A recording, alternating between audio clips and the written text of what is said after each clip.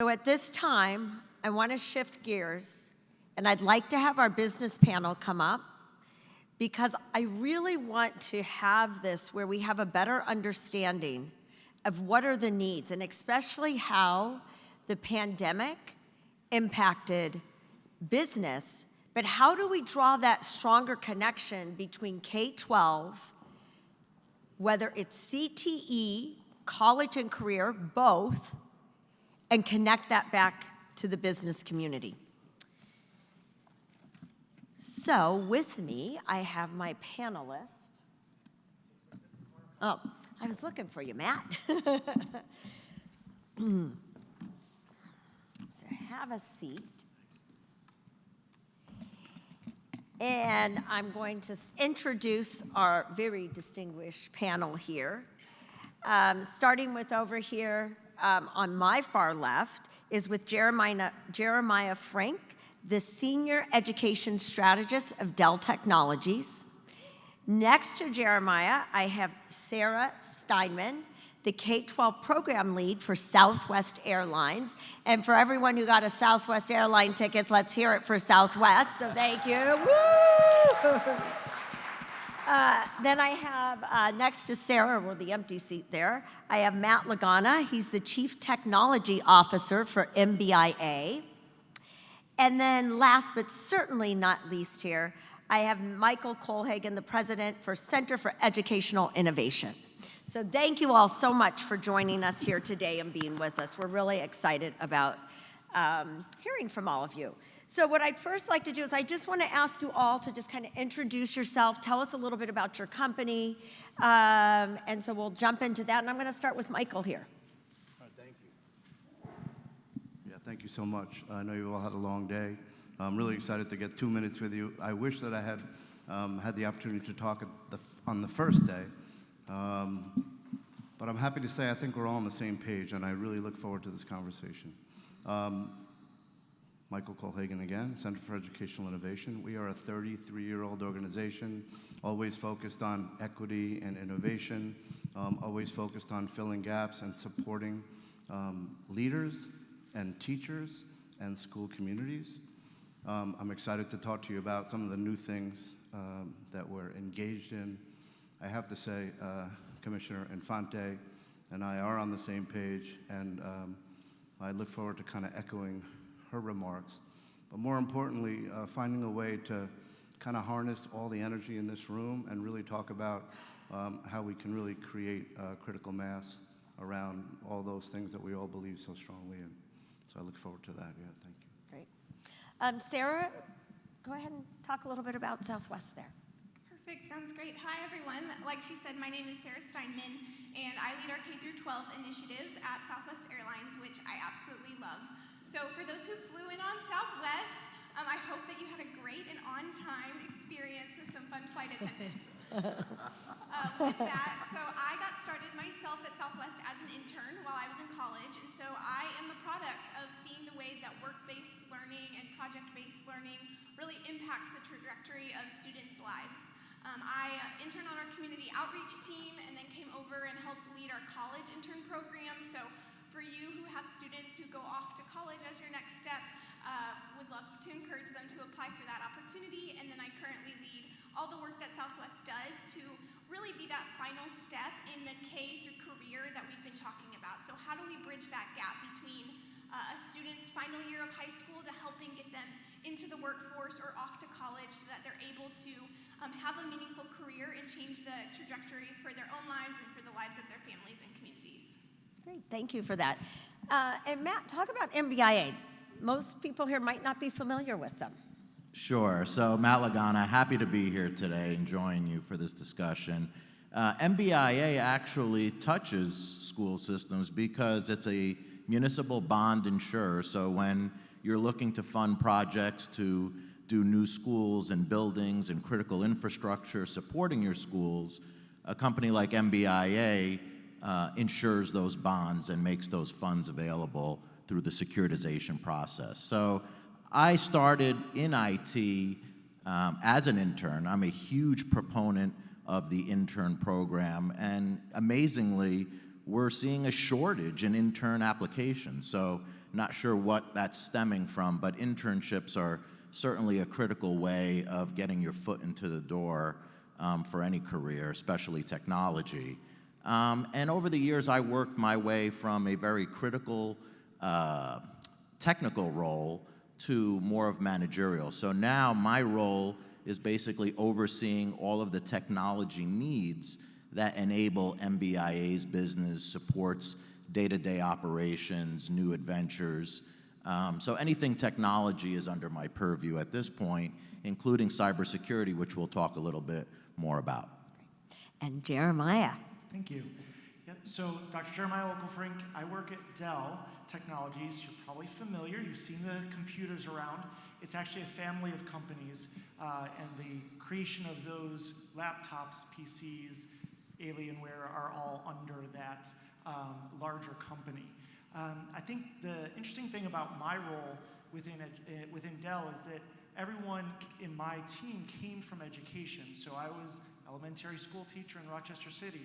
I was an administrator, a director, 20 years in public education, and then came over to Dell. And my role there is to serve internally to help Dell better understand and position its services and its outreach for education, and then externally working with school districts really to not just around technology, but in general, how do we adjust to this new world that we've been hearing about the past couple of days? As a company, one of the things that Dell has been doing, especially since the pandemic, but even before, they set some goals. 2030, I think most companies have done that, but they set those goals and they're publishing the results of their movement towards those goals. And I think the two ones that most impact this room, one is internal at Dell. They want to, what they're saying, change the way Dell looks. And what that means, one of the goals is by 2030, 50% of the people at Dell will be identified as female. And that is a goal that they're reporting their results. And then other way that they are doing that is, another example of that is around their neurodiversity program. So recognition that a lot of times those who will be very successful in the technology industry don't necessarily have the verbal skills that we tend to quiz them on, basically in an interview process. And so the onboarding process and such through that has been something that they've really focused on internally. And then externally, one of the projects that we work on and that I'm a part of is really looking at how do we develop, I don't love this word, but it's an industry word, pipeline, but it's pathways up through all the way, as has already been said, from pre-kindergarten all the way up, having opportunities that students are able to engage within the STEM industry so that they're ready to be a part of the STEM industry as they move past high school and either college or move right into career. Thank you, all of you, for that. I want to start off with Sarah, because one of the things that we've talked a lot about here are those skill sets, that things have changed since the pandemic, right? And so we really want to hone in on that. And if there was one industry that probably went through a lot of change, was with the airline industry. So Sarah, I'd love for you to share how Southwest Airlines navigated COVID, what lessons were learned, and did you see a shift, did the company see a shift in the essential skills that were necessary for students? Yeah, that's a great question. Thank you.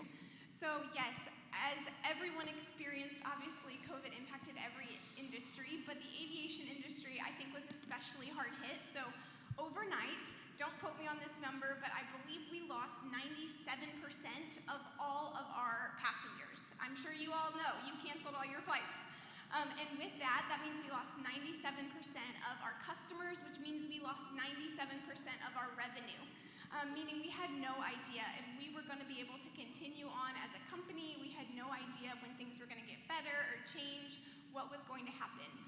So with that, I noticed a few things. One, a lot of things changed in our industry, and I'll touch on that. But what didn't change was the need for essential skills, and what didn't change was the need for STEM. And here's what I mean. So when everything shut down, everything ended, I was working in talent acquisition, and we went into an immediate hiring freeze for over a year. So there were hundreds of people in my department without any work to do. Everything we were hired and trained to do no longer existed. those essential skills in really key ways. So that first one was communication. Our leaders really had no idea if they were going to make it, if we were going to make it out of this, but what they did know, they told us. So twice a week, our CEO, then CEO Gary Kelli, put out video updates and said, we don't know if we're going to make it through this, but this is what we do know. This is what we're doing. This is how we're going to take care of you. This is how we're going to work to do everything in our power, and this is how you can help Southwest stay afloat. So they communicated in a really essential way during the pandemic.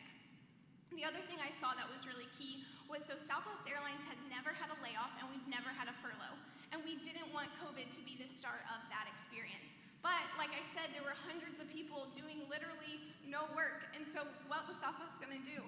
Well, with that, we started a program called Loan Your Love, where employees could be loaned out to other departments and do work for those departments and really provide value to the company and allow each employee to keep their job. So my whole department was loaned out. They were all over the company doing all sorts of random projects.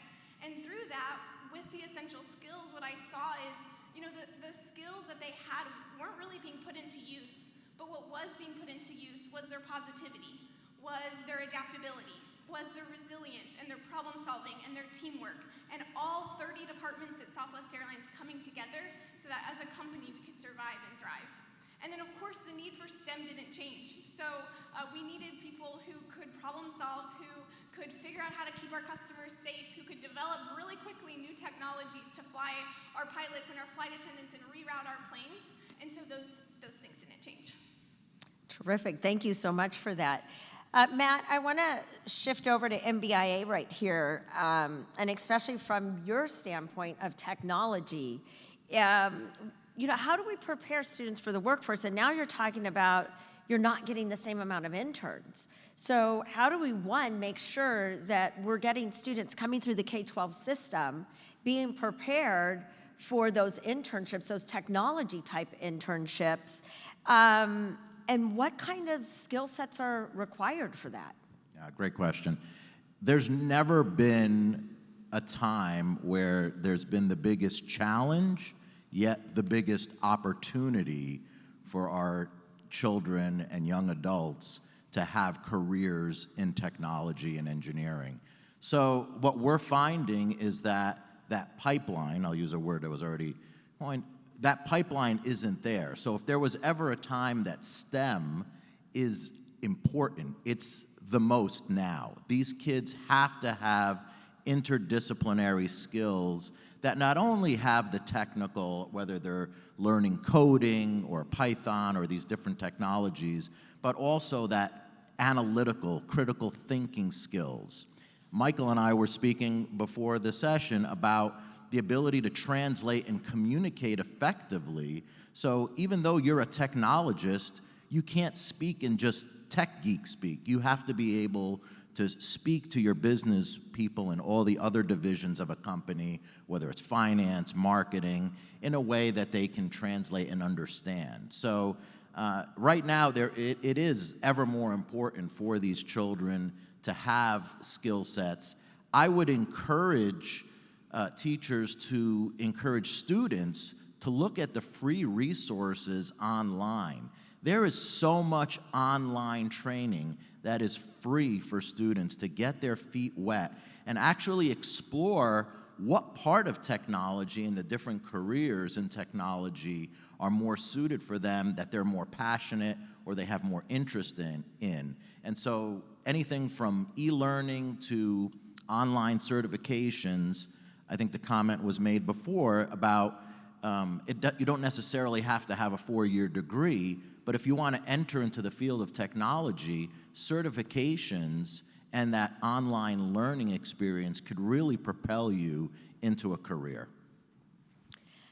Thank you for that, and I think that's so important that we remember that component around opening those doors for those internships, having students see it, but also even for educators to take advantage of that online learning and those e-learning platforms as well. I'm going to switch over to Jeremiah. Jeremiah, you've been involved a lot with New York City. I know the company's been involved with a lot of communities around the country. And you're seeing the technology challenges that schools and teachers are facing. What are those greatest challenges? I think it's similar to what many have already said, that it's not really about the technology, and yet it is, in that the whole infrastructure has been designed around a certain approach to the way we do teaching and learning.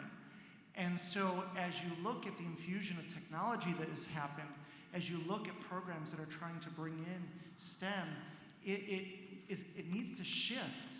Now that's a really great potential, right? So that we can change the way we address teaching and learning as STEM is the impetus, as the catalyst to be able to do that. What we see a lot of times though too is that these, unfortunately, as has already been said the past couple days, what was really shown during the pandemic was this big gap, that there was a huge equity gap, and it wasn't just access, it was also to the technology, it was also access to programs that exist in different schools. Underserved schools often don't have the programs that are available in other schools. And so that's one of the things that I think we're really looking to do is how do we ensure that everyone has access to these experiences that they can, like we were doing, like we've been doing, build and create. And so we've had some programs that we're working on, Girls Who Game, where with Microsoft and Intel, where they have the opportunity to think about what would I change and how would I change that and build that in Minecraft. Looking at our student tech crew, which allows students to be able to become certified as a Dell certified technician and repair all these computers that you now have in your school. And so looking at some of those ways that addressing the challenges by providing additional opportunities within. But in the end, I think it comes back to what's been said. It's that exhaustion, it's that ongoing need to feel like, oh, I have to do one more thing. And so as the commissioner said just earlier, or the chancellor yesterday, it is a systems change that we have to look at, and how do we address that from all levels so that we can make the change for the teachers, for the students. And I think the work that you mentioned in New York City is a model of that, an example, I should say, of that, where the community, business community, parents are being brought in to help solve the problem. So that it's a whole community approach versus teachers, here's more to do. Here's now technology, go figure it out and make it happen. So I think those are the challenges, but also I like to be on the positive, optimistic. So there's the way that schools are addressing it too. And I think it's so important because oftentimes we hear that, oh, my school, we've got the technology, right? But what does that mean? Does it mean the school's really good at PowerPoint? Does it mean the school's really good at using a smart board? Does it mean that, oh, hey, they know how to use their iPhone? We don't know. So we really have to dig deeper on that. And that's not just for the teachers and for the schools, but it's also to have a better understanding of our parents. So we need to know where they're at so we can help serve them as well. So I want to shift this next question over to Michael, because Michael, CEI is doing some really innovative things. And so you have some solutions there. How does CEI continue to innovate? How do you stay current? How do we help people as we kind of evolve in this, especially after the pandemic and things have been moving so fast, because we don't want to go backwards. We want to go take those lessons learned and move forward. Absolutely, thank you very much. A couple of things. You know, CEI has a long history of whole school reform, school transformation, doing professional learning, coaching and mentoring hundreds of school leaders, and finally a proprietary enrichment program, which I'll talk about in a second. During the pandemic, we all spent a lot of time on Zoom, and I spent hours and hours and hours with our team at CEI and talking to school leaders, really trying to figure out how we can support schools in the need for SEL and the need for building community and the need for accelerated learning, the three things that the Commissioner Infante was talking about. And we have solutions for all three I'd like to chat about for a second. But most importantly, we've taken an enrichment program, which started out about 22 years ago, taking students to live theater, taking students to museums and restaurants, and really exposing them to new ideas and taking that concept and expanding it to coding and robotics and social action art and music. And then, we start talking as we build these programs, including esports, which you'll hear more about tomorrow. Our esports program is infused with college to career readiness, all the jobs in the esports, multi-million-dollar industry, all the scholarships involved, strong character education, as well as, the gaming piece, really taking the interests and talents of students and nurturing them. And how do you take that to the nth degree? As we've been talking about, you not only expose them to new ideas, but you take those exciting, projects that engage students, and we align them up with a career, and we take it all the way to the nth degree to literally, as the chancellor says, change the economic status of students and their families. So that's really the job now, right? Not just teaching students how to read, but finding a way to take it all the way to really create career opportunities for students with the financial literacy, with the civic education, and really helping students become leaders. So how do we add value to SEL? We've been talking a lot about understanding the gaps in schools.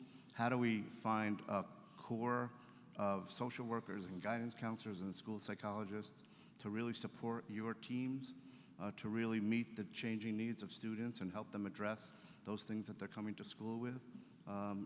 Yes, PLCs, and yes, advisories, but how do we give students the individual attention they need, the mentoring and coaching that they need? Building community, how do we really work with school leaders and school teams and teachers to help to ensure that their needs are being met, and finding new and exciting ways to do that? And then accelerated learning, not coming back to school and doing things as usual, but understanding that whole concept of power standards and updating curriculum to really not start where we left off, but to really move forward quickly to ensure students are getting those skills that they truly, truly need. And then again, focused on the CTE, the career technical education and/or college, but giving students a way to really be excited about their future and excited to come to school and to know that we're going to really, really, really help them figure out what their dreams are and help them fulfill those dreams. Great, thank you for that. And I think this is really important too, because when we talk about students fulfilling their dreams, so everyone in this room, you are responsible for our future in whatever industry that they may go in. So Matt, this question is for you around your background. Because oftentimes when you're in education and you're in that world, we don't always understand the other roles that are out there. So we can talk about an engineer, but do we really know what an engineer does? We can talk about a chief technology officer, but do we really know what that is, right? We need to have a deeper understanding of what are those jobs. So Matt, talk about your background and how did you get to the place? You mentioned you had an internship, but talk about the steps along the way on how you decided after K-12, your education, how did it get to where you are today? I'm so happy you asked that, Kelly, because technology field is misunderstood. It's kind of labeled where it's either, you work on computers or desktops or you do, general IT things. But there are so many careers within this technology discipline that it's astounding. If you like communications and you like the way that sites in different countries communicate and transfer data and voice and video and web and all of the collaboration that we saw during the pandemic, guess what? There's a career for network engineers. If you are a data-orientated person, a career that's very high in demand because there's so much information. When you talk about the information age, how do you exploit and aggregate and utilize the data that's out there, which wasn't there 20 years ago, for competitive advantage? So if you're a data-orientated person, there is a phenomenal career as a data analyst, as a DBA. And the list goes on and on. I spoke about cybersecurity. Right now, there's 500,000 open jobs in the field of cybersecurity. And what's weird is that these are some of the highest paying jobs out of college or out of high school with some type of certifications and experience. So there's a disjoint. Highest paying jobs, most available jobs, but we can't fill them. So that's where I get back to the comment of opportunity. So to get to your question, I was a computer science undergrad, and certainly through internship was exposed to different areas in technology. And if any good internship opportunity for a company, they really give the kids an opportunity to see what the different areas are and explore and learn. And then they can, select hopefully which one has most interest. So that's the opportunity that I was given. I took a cybersecurity opportunity, and the rest is history.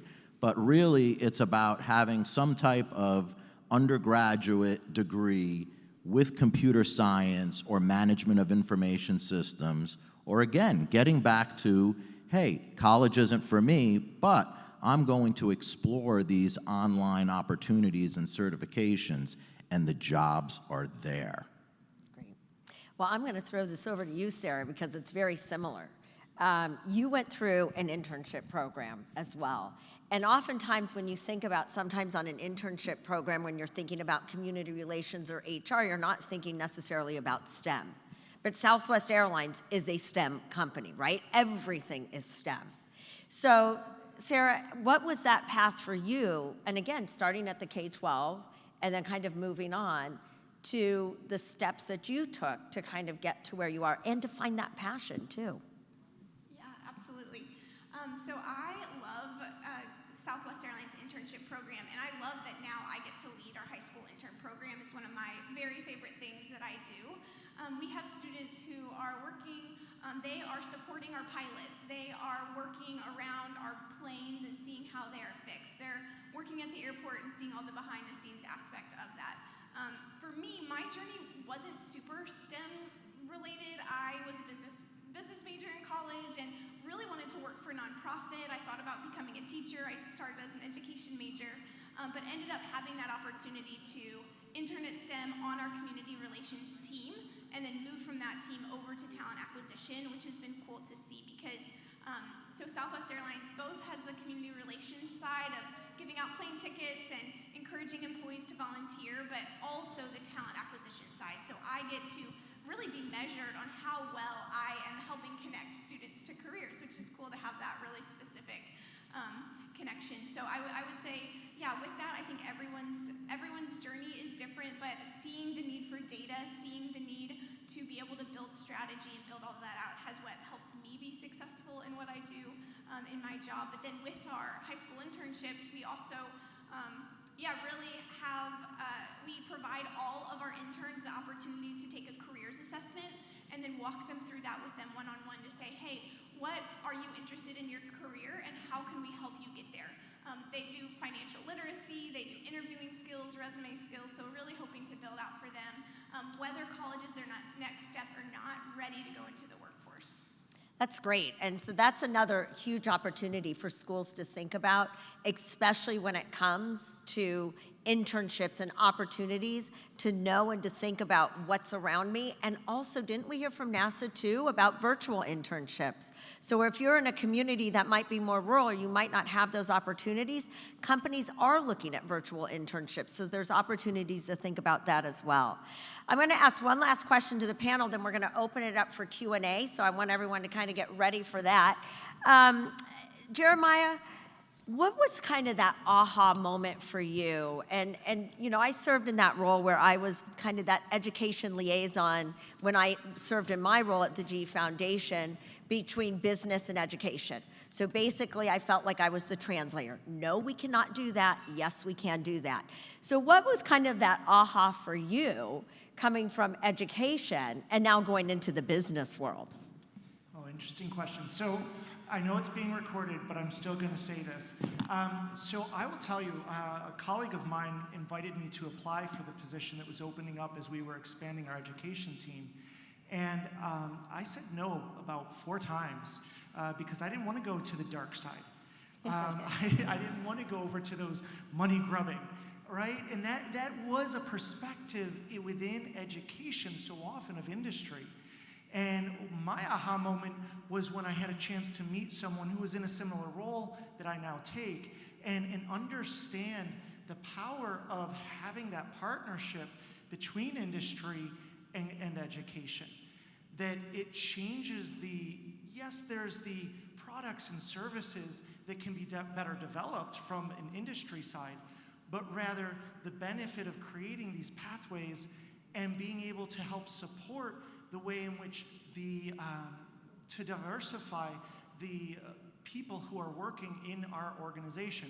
So my aha moment really came maybe 3 or 4 months into the position where I said, oh my goodness, I am making a bigger impact right now outside of education because I'm able to leverage the resources that you see within this panel. I'm able to leverage with my knowledge and my background in education to create programs and create supports within the education system. Because guess what? As was already said, the world changed. Everywhere is now a STEM company. Every company is now a tech company, is now a STEM company, because it's being used everywhere. And so if we don't help to shift the way we're addressing education, as we just heard the commissioner speak to, our students are going to come out without those critical skills. And I'm not talking about the technical pieces. That's a critical part too. I'm talking about the skills that you've heard mentioned over and over that are embedded in the STEM curriculum, which is why the commissioner is using that as her way of moving it forward. It's embedded not just in the STEM curriculum, but the STEM experience of, I roll up my sleeves, I look for real problems in the world and say, how do I solve that? How do I use creativity and those other experiences of the other students, my other teammates, to solve that? And I think what we have to do is, yes, embed that in the classroom, but as being said, we need to embed it within our school systems. Yep. So we think about the ways that we address it within our teachers, our leaders, to have these types of experiences that you're seeing here. So my aha was really that, oh my goodness, 1, industry isn't evil. I learned that. But 2, the power of industry working together within education so that it's a community-wide approach is so much more powerful than everyone trying to do it on their own. So, Sal, I'm going to ask you if you could get the microphone in the back, because I know we have a few questions here. And I think the challenge that I want to say to all of you is I want you to challenge business within your own community. It doesn't have to be a large corporation. It can be anyone, because anyone that's in your community is part of your community. And they shouldn't just recognize your school building and say, yeah, that's a school. They should know what's happening inside that school. So if you want them to be a part of your community, you have to invite them in. They need to understand, and they need to understand what your needs are. So with that, questions out there? Over here. We got 2 questions at this table. This is PS8. They have a lot of questions. Yeah, I'm done knowing. I'm that student.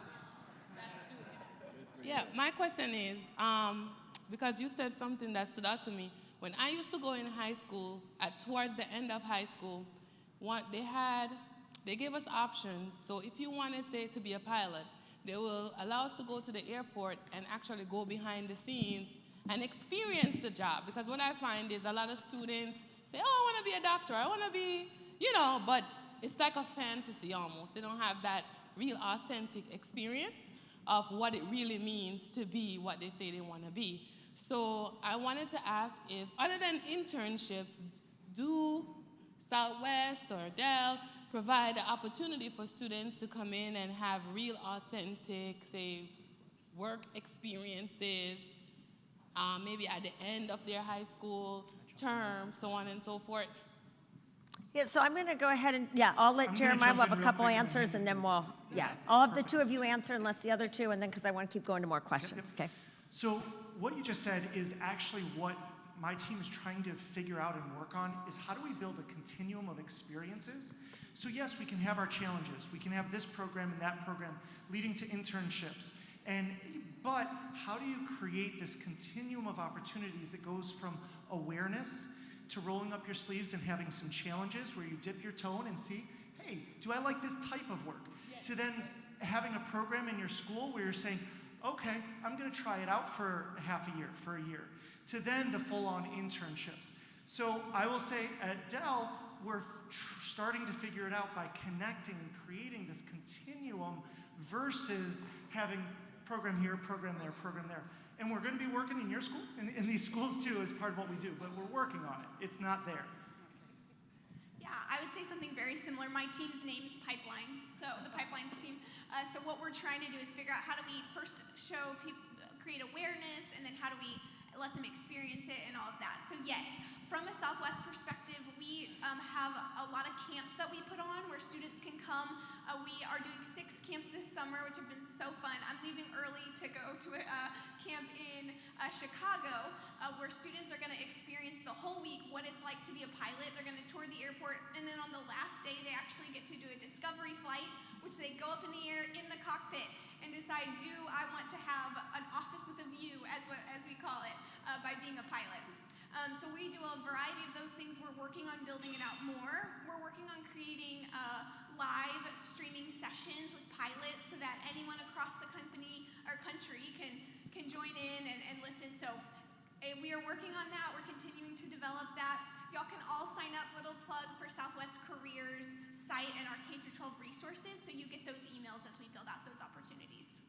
I just want Michael to chime in on this because he's going to come at it from a different lens, not necessarily the internship side, but the offerings that CEI has to push out towards the career side. So, you want to add Kelli, that? thank you. You read my mind. We're actually creating innovation centers across New York State where, in fact, industry partners like Southwest and like Dell could set up a station and give students the opportunity to experience a little bit about technology, a little bit about the aviation industry, a simulator on welding, and then actually figure out which of those areas of interest they'd want to go back to their high school to go to a technical school, to go to college, and pursue. So these innovation centers will give students the opportunity to actually find a way to experience and to experiment with all the possible partners and industries that could certainly define their future. Great. All right, next question right here. Thank you very much, Celia. My question, we didn't discuss this, but my question was very similar to hers in terms of those experiences that we can offer students. But when you talk about, especially Sarah, you talked about the internship, I'm thinking, well, maybe that is okay for high school students, but how about the elementary side? And I know with TSA regulations and safety issues, there may be all these protocols that need to be, so we have to jump over all these hurdles in order to get a class trip to LaGuardia or JFK, to one of the airlines. So how are the airlines or any of the other industries working to get our elementary students starting to think about their possible careers and pathways into the outside world and to the real world, working class, business, and all the other above? Yeah, so that's a really great question around how do we look at opportunities for our elementary and middle school kids, right? Because when we talked about those 3 principles, the 3rd principle was all about the career connection. So we want them to start thinking about careers early. So are there programs, whether it's within your own company, or are there opportunities that you've seen just in life that you would suggest? So I'll start, Sarah, on your side, and then I kind of want to hear what everyone says. Perfect, great question, and thanks for bringing this up because this is something, my title is K through 12, not just 9 through 12. So one thing we're doing this fall that I'm excited about is hosting aviation days in a few places around the country, which is for 3rd through 8th graders to come to a hangar and to have activities all related to aviation to help spark that interest for younger students. I'm on a call with legal, I feel like every week, trying to figure out how do we navigate this with students who are younger. But it's something we're passionate about because we know that it matters for them, we know that it matters for you. We also have done those live streams with pilots for younger kids, so finding ways to make those interactive and relevant for younger students. So definitely paying attention to that, definitely going to keep that up, but those aviation days are one thing that we're doing right now. Others? Go ahead. Go ahead, Matt. Yeah, two points on that question. One, I saw recently a school, K through 8, that asked one of the parents that, like a career day, to do a Zoom with the entire class that was interested in that career. So it was a sign-up opportunity. There was about 40 kids who signed up. And this interest that I was asked to do a presentation on was on kids that were interested in technology. I thought it was such a simple, practical idea that any school could do, is just bring in a speaker to the kids and make it based on what type of things they're interested in, have it be sign up, bring in a guest speaker. There's got to be one of the parents that will be willing to do that, or a friend of a parent, and it was phenomenal. The amount of questions, the amount of enthusiasm by these kids was tremendous. The other piece is, to our detriment with the pandemic, is the take your kids to school days. Those, most companies across the United States were sponsoring that take your children to school, to work days, and they could really see all these different careers that are inside of companies. That went away with the pandemic. Certainly, companies are squeamish about bringing younger kids into the work environment, but I'm hoping that that comes back, Kelly, and that is definitely an opportunity to have an immersive day every year. Yeah. And just, I'll have you answer that. I just want to piggyback on that. Yeah, just the fact that in the Philippines, they did that globally. So they had presenters from all over the world, and they just brought them into the school via Zoom, and they had hundreds of kids on this, but they picked each grade level to ask a question, which I love that idea. Jeremiah? I can just hit 2 points because colleagues have said such great things. One is that idea of bringing into the classroom through Zooms, we all know how to do that now, right? But as you think about doing that, think about making sure that the students in your classroom are represented on the screen as well. And so that's what we're doing, is we're thinking of things like the Women of Dell series, or the Inside the Tech Industry series, where we've partnered with our Black and Hispanic Employee Research Group, or True Abilities Group, where they're looking at saying, look, here's someone who is like me, who works at Dell, and I can hear from across the whole company and what they're doing. So that's one thing as you're thinking about bringing in. Just be thoughtful of that. Then the other is, I talked earlier about these experiences that your students, kids love to do these projects and such like that. One way to connect them with the career is, can you have a mentor, even if it's just a part of it, even if it's a dial in to just show your work for your students.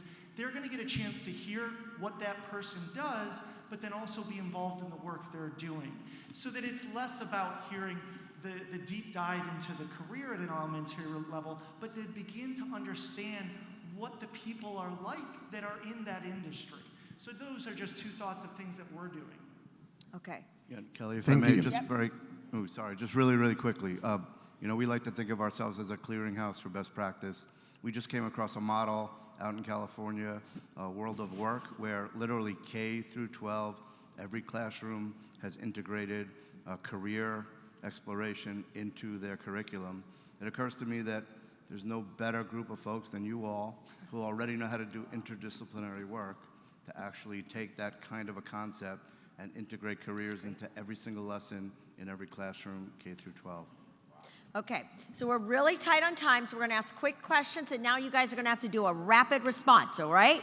Go for it. Thank you. Quick question. So I want to follow up what Kelly said about approaching business in your area, right? So they know what's happening in your classroom.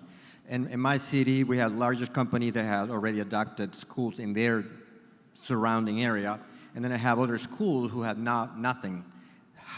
what do you advise me? How can I approach those business, just a small business? Can you give me one what to do and one what not to do when I go to them? And I know you're going to say, well, be specific, but can you go beyond that? Thank you. All right, who wants to start this? We've got to be fast. We're going to give you about 20 seconds. Okay, my 20-second answer. So I have a lot of schools reaching out to me saying, Sarah, we want y'all to be involved. And we're like, yes. But the problem is they're not always giving us a specific need. So what is most helpful for us is we have a lot of different people reaching out is saying, we would like one speaker on this date, or we would like, just a really specific answer of what you need, and that is really helpful from the corporate side, so we can say, yeah, I can do that one thing, that's perfect, or 5 things, whatever that looks like. Okay, who else? Jeremiah? Speed dating. So you set up a session where you have your companies, and then you have those with specific requests. You do the round table just like a speed dating where they have to pitch their proposal. The company listens in, they match up, and then they can keep going with it, and then it's not you trying to organize every single thing that happens, and it becomes more of an organic thing within your community, but you're doing the matchmaking. All right, Matt. What they said. Okay. Anything else there? Yeah, just really quickly, there are very few good things that came out of the pandemic. Certainly using Zoom, pre-recording, making it as easy as possible for the partner to participate in the classroom and finding ways to make connections. Great. All right, last question.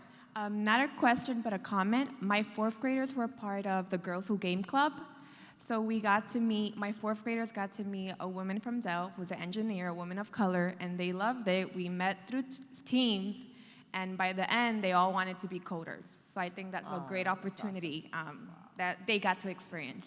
That's great, and that's a great way to end this session here, because all of these organizations have resources. They have people that look like your students that are more than willing to talk to your kids. And so what I'm going to challenge everyone, and they're going to be a little overwhelmed, is scan their badges and get their information, because now you have some new friends, right?